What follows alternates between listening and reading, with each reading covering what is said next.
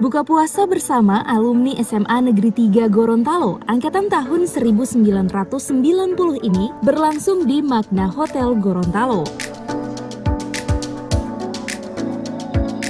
Sekolah sebagai lembaga penyelenggara pendidikan turut berperan dalam peningkatan kualitas sumber daya manusia, khususnya para alumni yang saat ini berpikiran di bidang birokrasi, politik, maupun wirausahawan.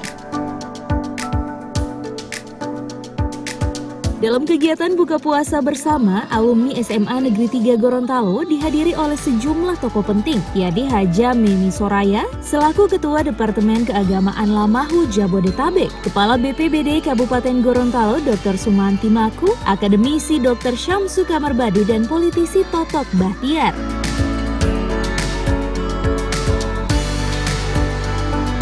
Wali Kota Gorontalo yang diwakili Kepala Bagian Kesra, Matris Lukum SPD MPD, dalam sambutannya mengatakan pemerintah Kota Gorontalo memberi apresiasi positif atas penyelenggaraan buka puasa bersama alumni SMA Negeri 3 Gorontalo telah melahirkan tokoh-tokoh yang berkontribusi terhadap daerah serta lebih mempererat tali silaturahim antar alumnus. Dari SMA Negeri 3 Gorontalo yang juga dihadiri oleh guru-guru kita.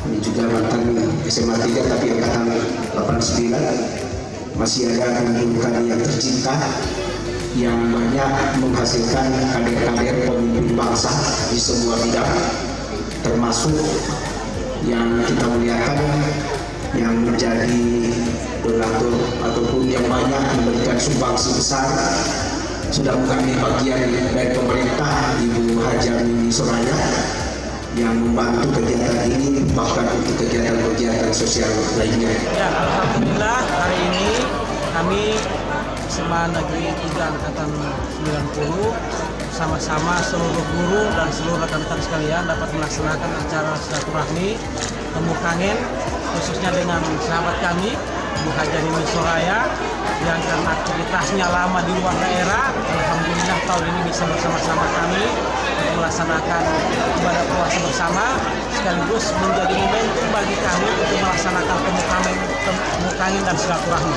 Semoga ini menjadi wadah bagi kami untuk memperkuat silaturahmi dan juga menjadi lahan bagi kita semua untuk memperbanyak amalan di bulan suci Ramadan.